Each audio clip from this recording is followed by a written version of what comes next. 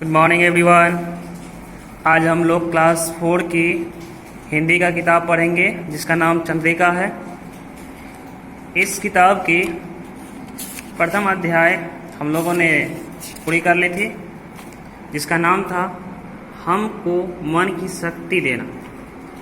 ठीक है, तो आज हम लोगों का दूसरा काम है इस कविता की क्रियाएं जो दी गई है उसको पूरा करना है। जो काम इसमें बताया गया है उसको पूरा करना। तो आइए इसमें हम सबसे पहले जो इसका वैकल्पिक प्रश्न उत्तर है उसको कंप्लीट करते हैं। तो प्रथम प्रश्न है, कविता में कवि ईश्वर से कौन सी शक्ति देने के लिए कह रहा है?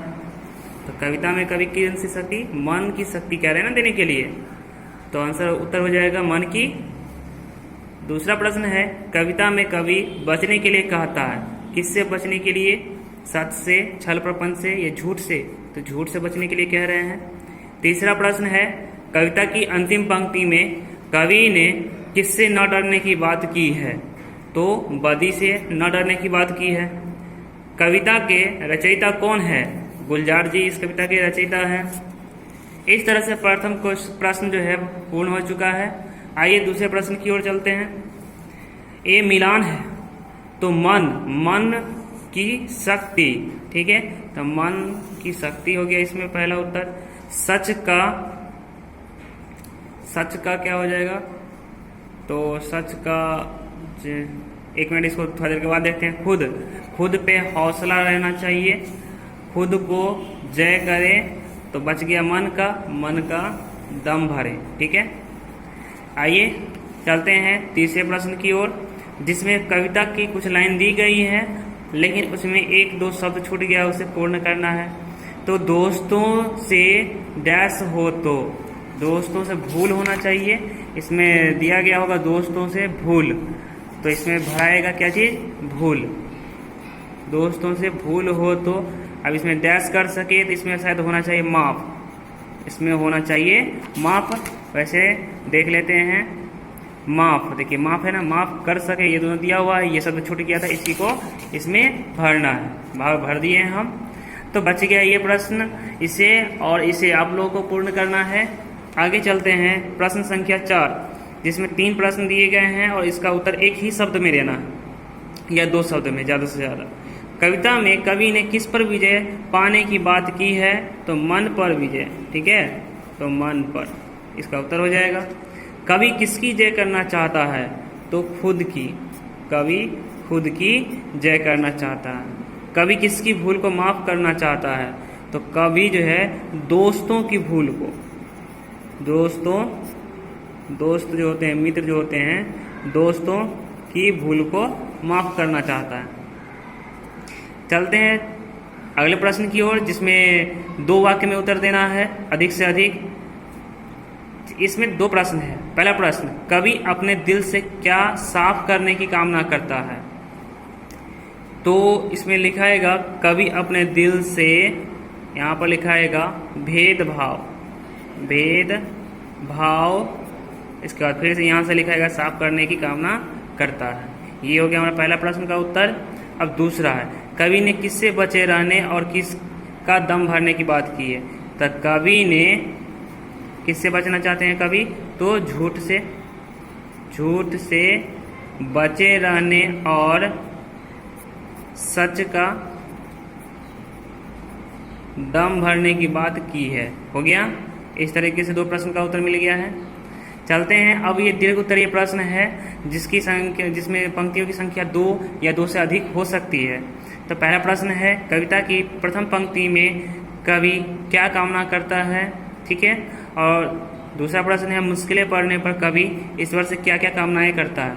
तो इन दोनों प्रश्नों के उत्तर हमने पहले से एक पन्ने पर तैयार कर लिए हैं, तो आप लोग को इनमें से दोनों में से देख करके लिख लेना है।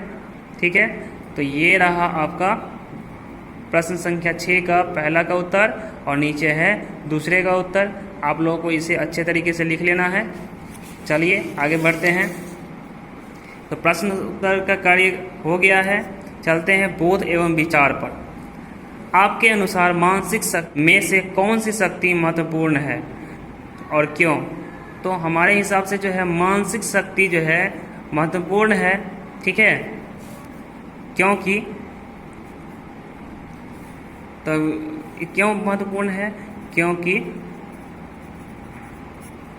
मानसिक शक्ति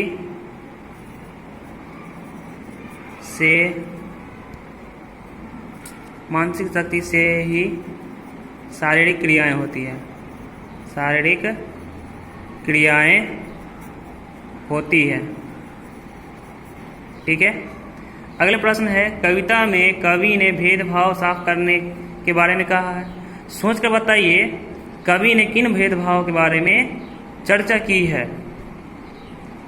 भेदभाव अमीर गरीब, गरीब छोटे बड़े तथा ऊंचे एवं नीचे से की है, ठीक है। इस तरह से इसका भी प्रश्न हो गया पूर्ण। फिर आगे जो है कुछ शब्द दिए गए हैं, 3 शब्द में से कह रहा है सही शब्द कौन सा है, उन पर चिन्ह लगाइए सही का। तो इन सब तीनों शब्दों में से एक शब्द ही सही है, तीनों शब्द लिखा हुआ है शक्ति, शक्ति और शक्ति। तो इन तीनों में से जो है पहला शब्द जो है सही है। इस तरह से दोस्तों में यहाँ पर 3 शब्द लिखा गया है, लेकिन तीनों में से सही जो है ये बीच वाला दोस्तों सही है। तो हमने दो शब्द को जो है सही कर दिया है, बाकी बचा हुआ है 1 और 2। इन 2 प्रश्नों को आपको पूरा करना है। आइए आगे के प्रश्न को देखते हैं। यहाँ दिया गया है समानार्थी शब्द का मिलान कीजिए। समानार्थी मतलब जो समान अर्थ देता है, जैसे शक्ति, शक्ति का समान अर्थ इस सब में से जो है क्या होना चाहिए, ताकत। तो हम शक्ति को मिलाएंगे ताकत से।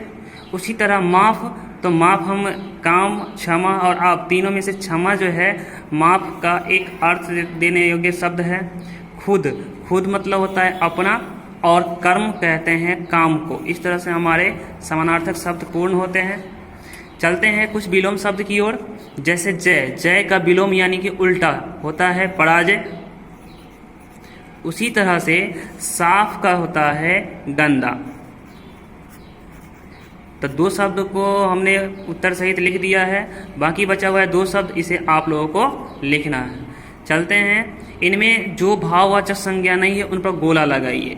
1 प्रश्न, 2 प्रश्न और 3 प्रश्न दिया गया है। प्रत्येक प्रश्न में 3 शब्द दिए गए हैं और उनमें जो है भाववाचक नहीं है उन पर हमें क्या करना है, गोला लगाना है। जैसे हमको, मन और करना। ये करना क्या है, क्रिया है, भाववाचक संज्ञा नहीं है, भाववाचक शब्द भी नहीं है, अर्थात इस पर हमें गोला लगाना है, ठीक है। तो इस तरीके से 2 प्रश्न और दिए गए हैं, इन्हें आपको पूर्ण करना है। आगे के प्रश्न देखें जो कि रचनात्मक कार्य बताए गए हैं। कह रहा है नीचे दिए गए शब्दों को उच्चारण कीजिए, मतलब इसको पढ़िए। तो इसको जो है आप पढ़िएगा तो आपके शब्दों का उच्चारण ठीक होगा। आगे की ओर देखते हैं तो पाठ से आगे क्रियाविधि। इस कविता को लिखने वाले गुलजार जी हैं, ठीक है। इन्होंने एक फिल्म में, हिंदी फिल्म के लिए यह कविता लिखी थी, ठीक है। उस फिल्म का नाम आपको पता करना है और वर्ग में बताना है। चलते हैं, समूह कार्य दिया गया है। अपनी कक्षा में समूह बनाकर इस कविता का सस्वर गायन कीजिए। इसका मतलब ये हुआ इस कविता को याद करके अपने कक्षा में अपने मित्र को और अपने शिक्षक को सुनाना है अच्छे स्वर में।